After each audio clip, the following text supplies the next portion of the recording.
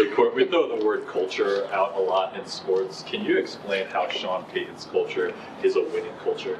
Yeah, I think that, man, his resume kind of speaks for itself. The success that he had in New Orleans was something that, I mean, like I said, it spoke for itself. And he went into an organization that wasn't having as much success and was able to build something special there. And one of the first things he did when he got here last year was kind of give us the rundown of his expectations of where he saw this, and kind of let us know, it's something that you may not understand, but if you believe in it and trust in it, you'll see the tide turn. And I think that we're in one of those we're in that space of the tide turning, of having the right guys in the locker room, the way we meet, the way we practice, the way we go out and play. The belief on game day is completely different, and I think that just speaks for itself of it being contagious. Court, do you guys feel like you're underdogs in this game? I mean, it's another game for us, I feel like most games that we go into, no one really picks us to win, and it is what it is. We prepare how we need to prepare, show up, and play our game. And, I feel like if we go out and perform the way we need to perform, then the outcome will take care of itself. And so it's upon us to have the best week of preparation that we can have this week. Just had a really good practice, had really good meetings this morning. Going to have some great meetings here in a little bit, going over the practice we just had and watching some more stuff of those guys, getting ready for more preparation going into tomorrow. And so, the underdog stuff, it is what it is. People can say what they want to say, but it's upon us to play our game, to take care of what we need to take care of at the end of the day. Or are you guys about as even-keeled as a club as you've ever played on, where you don't get too high, you don't get too low? Yeah, I would say so. It kind of segues from that last question.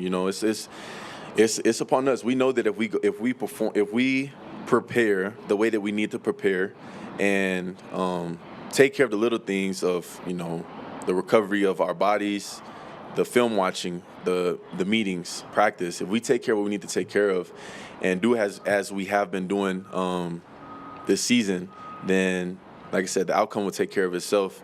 And we just got to go play. At the end of the day, we got to go play 4 quarters and some if we need to. And the goal of the game is to have more points than the other team at the end. Court, are you able to take a step back at any point this week, maybe before the game in Buffalo, and just appreciate this moment since it's your first playoff game, or do you think you'll do that after the fact? I mean, Monday I got a chance to talk to a couple of my buddies around the league, and some of those guys are on teams that didn't make playoffs, and they were talking about the exit meetings, and to have the opportunity to be able to come in and have a normal Monday, come in, get a lift in, get some treatment, get some recovery done, and start watching film on the next game. And it was a I don't know the right word to describe the moment, but it was a cool thing to be able to know that it wasn't a come in and there's bags in there that you got to empty out your locker and you're getting ready for the off season. It was a cool experience to know that we're doing something that not all 32 teams are getting to do, and continuing it, I think the biggest thing is, and I think there's I was actually just talking to Ms. Tracy about it, but I think one of the biggest misconceptions about this opportunity that we have is everyone feels like the Broncos are happy and satisfied with just making the playoffs. And I'm here to denote that right now. Yes, we are happy to have made the playoffs. However, it's not about just making the playoffs. It's now that we're in, it's 1 week at a time, and the records are 0-0, and it's showing up, and going to go play 4 quarters and some if you need to, and letting the best team win and move on. So we feel like we have a really good team. We feel like we earned this opportunity to be able to play in this postseason, and it's upon us to go out there and take advantage of this opportunity. You guys I know we ask you about Bo every week, seemingly, right? But what makes you confident that he's prepared for this moment, his first playoff start, to go out there and take care of business the way he's done this year? This season.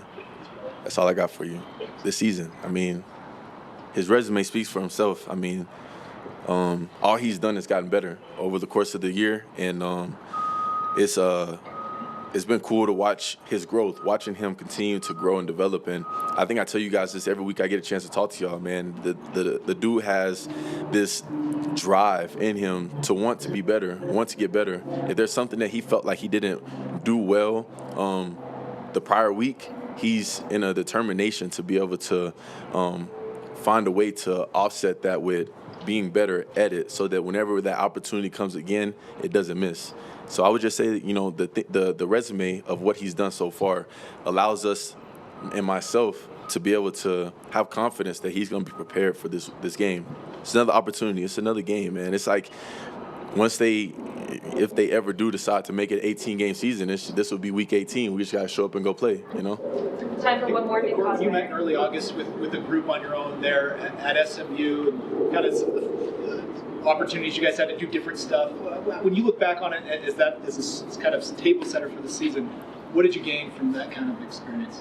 Yeah, I think that, being able to have those moments away from the facility, moments away from the coaches, and to just be the players, you get to learn a little bit more about each other. And I feel like playing this game, playing this sport for as long as I have, you know, high school, college, NFL level, I think that the best teams, the most tight-knit team, or the best teams that perform, I feel like the best on the field are the teams that are the most tight-knit off the field. I think when you have a group of guys that care about each other beyond just football, when you have those relationships with guys, and, you know, you hear about dudes, you know, doing Christmas together, Thanksgiving together, having these gatherings, and week in and week out, you know, groups getting together.